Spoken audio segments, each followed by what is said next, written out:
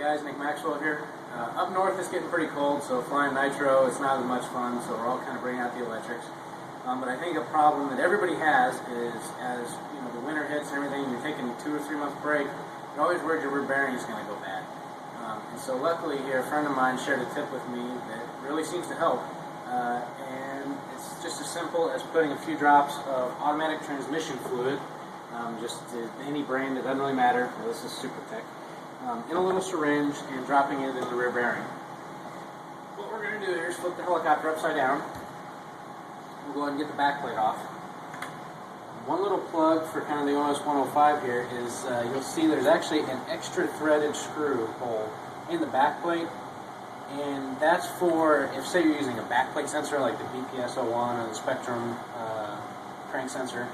You can actually put a little screw in there and run like a miniature aircraft wire tie or the JR wire tie to hold the sensor wire from flopping around all over. You can see that here closer as we get in here. Pull the, there we go, and there's that wire tie. One thing on the newer OS engines, it's very important to make sure that the crank is top dead center as you come around here, because otherwise the back plate might not just pull off, and you'll see. It will get stuck on the bottom of the piston skirt, which could be real bad. We'll go ahead and clean out some of the excess fuel. This is going to drain everywhere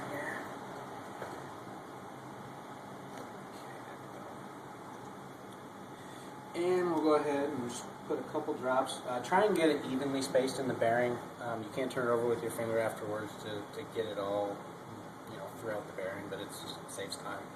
Just put a couple drops, about 5 per quadrant. 1, 2, 3, 4, 5. Turn it over here. Lots of compression. 1, 2, 3, 4, 5. And back in here. Okay. Now what we're going to do is we can just sit here and turn it with our friend a little bit, kind of get it in there. And then we're just going to take a normal tissue, fold it up, and just kind of stick it down in there. And don't worry any of the fibers from the tissue or anything like that. That'll just burn right through the motor, so it isn't going to hurt anything. And flip it right side up. Be careful not to scratch the back plate. And let it drain for a good 15 minutes. Okay, we're back after 15 minutes. It's been sitting like that. We'll flip it back over. Oh.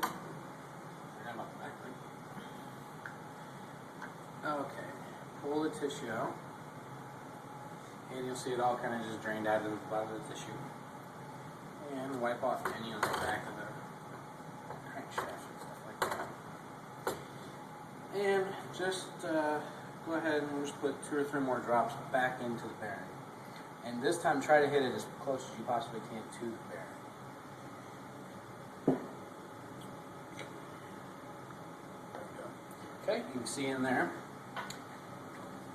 It's all in there. And what we'll do is just go ahead and make sure that the piston once again is top dead center.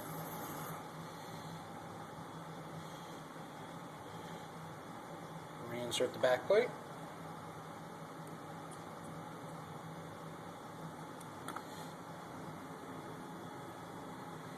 And now the next thing here that we do need to make sure, after this has been drained, it's very important that when you flip it back over, not to let any of the automatic transmission fluid back through the check valve.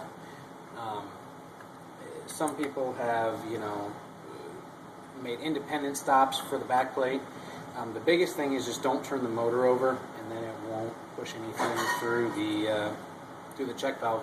If the automatic transmission fluid does get in the check valve, what will happen is it will expand the diaphragm, and the check valve won't open and close anymore.